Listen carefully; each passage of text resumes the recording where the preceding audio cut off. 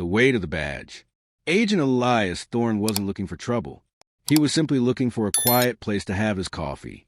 But when Officer Miller walked into the Daily Grind and locked eyes on him, a familiar, unwelcome tension filled the room.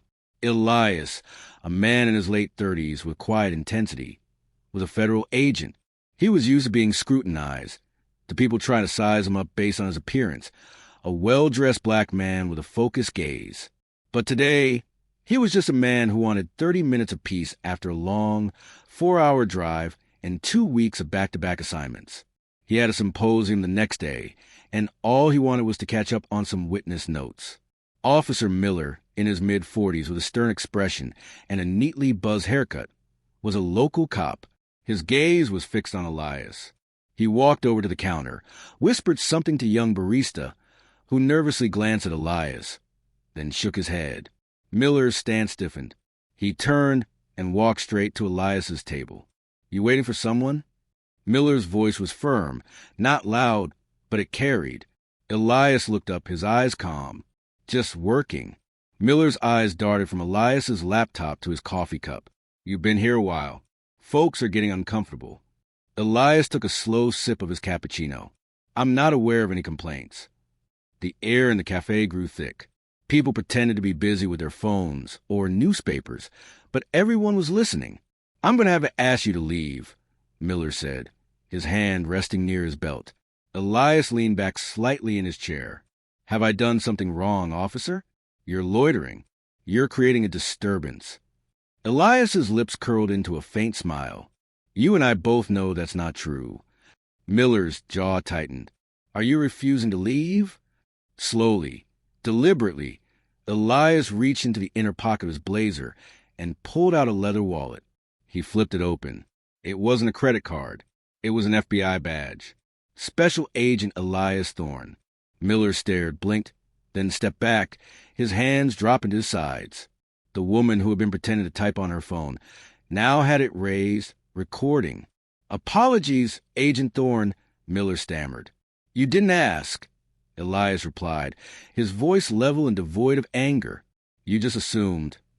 Miller gave a short, awkward nod. "We had a report of a suspicious person."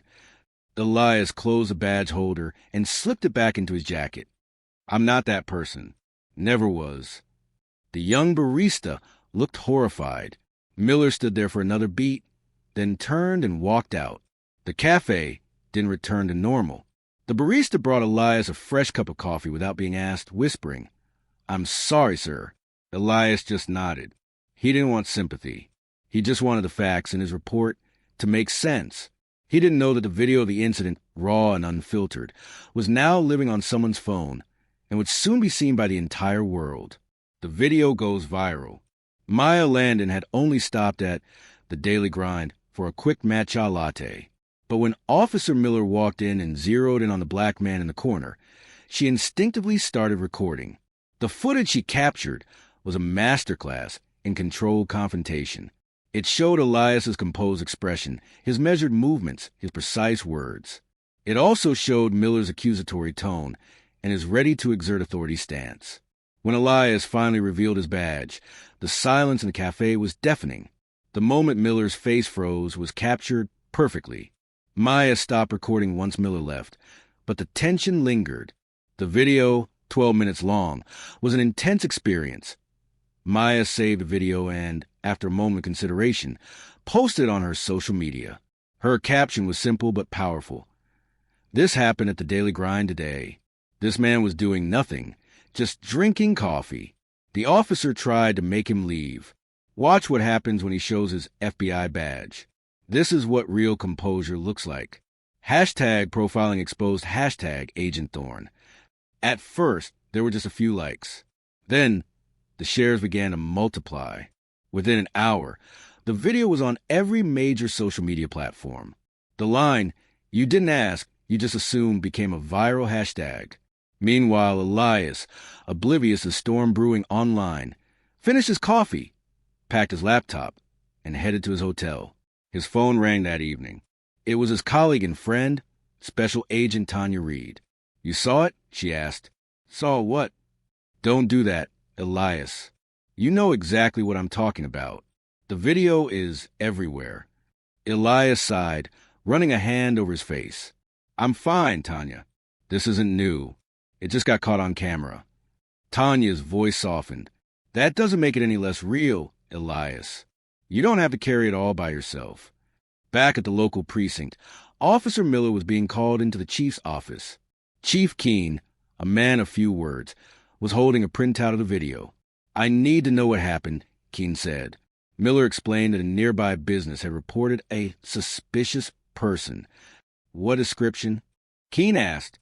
Just a tall male, dark clothes, sitting near the window. That cafe has 4 people who fit that description right now. Keene replied, tapping a pen against his desk. You know who he was, Todd. You're all over the internet. We're opening a review. Miller left the office in a daze, his thoughts a mess. He knew, deep down, that he had messed up, but he didn't know how to fix it. He couldn't shake the image of Elias's eyes, not angry, not afraid, just filled with a quiet disappointment. Beyond the badge. The next morning, Elias Thorne's face was on national television.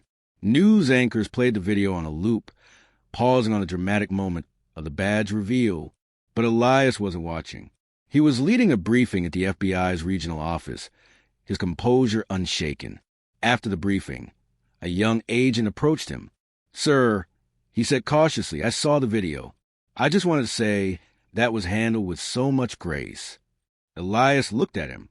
Grace is a funny word. People only use it when they expect you to blow up. But I didn't. The young agent blinked. I didn't mean... I know, Elias said gently. Just remember what you saw, not the badge, the part before that. He was right. The internet was buzzing about the composure, the restraint. But for Elias, it wasn't a choice. It was survival. He'd learned from a young age that in certain rooms, a wrong gesture or a raised voice could turn a simple misunderstanding into something far worse. His mother had taught him to be better than the noise. He had been stopped and questioned before, in hotels, at gas stations, in airports. But this time it was different. This time, the world was watching. The public's response was overwhelming.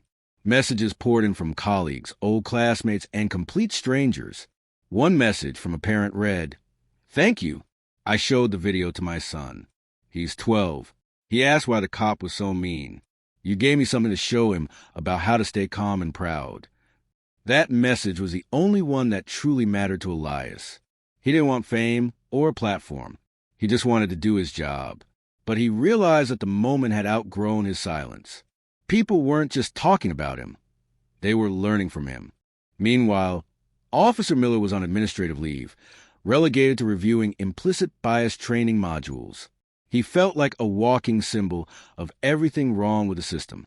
He wanted to scream that he wasn't racist, that it was all a misunderstanding. But even he didn't fully believe it. Deep down, he knew his actions weren't based on instinct, but on unchecked assumptions. Asterisk, asterisk, asterisk. A ripple of change. The incident at the Daily Grind had sparked a firestorm. The mayor of the city, under immense public pressure, announced an independent review of the police department's practices. The department, in a vague statement, promised to reaffirm its commitment to community trust. But real change, as Elias knew, was rarely sparked by a press release. It was sparked by people. A group of citizens started a quiet protest outside the police station, their signs reading, Assumption is not probable cause, and ask before you accuse. Elias finally agreed to speak, not in a television studio, but at a community center just a few miles from where he grew up. He sat on a folding chair on a stage, a simple microphone in front of him. The room was packed. I've been told I handle myself with restraint, he began, his voice calm and clear. That I was composed, professional. But let's be honest, I didn't have a choice. The room leaned in, listening intently. If I had raised my voice, if I had stood up too fast, if I had made that officer feel threatened, you might not be hearing from me at all. For a lot of us, composure isn't a virtue. It's survival. He continued, In that cafe, I was an FBI agent until I proved I was. I wasn't a customer until I proved I was. My title shouldn't be the price of my dignity. This isn't about one officer. It's about a story in his head that's been written for generations. The room was silent. Then a wave of quiet, respectful applause filled the space. Afterward, people lined up to shake his hand, to share their own stories of being judged without a chance to speak. One 12-year-old boy said, "I want to be like you, but I don't want to have to be like you." Elias smiled at that. A few days later, Elias received an anonymous letter in the mail. "I was wrong," it read. "I watched the footage again, not just once, but over and over. I don't expect you to forgive me, but I needed to say it. I'm learning." Slowly. He didn't know who wrote it, but it didn't matter. It was a sign of a quiet shift, of a change that wasn't loud or public, but sincere. 3 weeks passed. The video was no longer trending. The news cycle had moved on. But in the city where it all began, the conversation was just getting started. The police department implemented new protocols and mandatory bias training. The community center hosted weekly forums. Officer Miller, in a private meeting with community leaders, admitted, "I made a call without facts. I saw something and filled in the blanks. I have to do better." It wasn't a public apology, but it was a quiet decision to see people differently. In the end, it wasn't a viral video or the badge that made the real difference. It was Elias Thorne's patience, his refusal to be reduced to a stereotype, and his choice to use his voice not to blame, but to teach. And it was the countless quiet decisions of people, like Miller and the community members, to start questioning the stories they had always told themselves.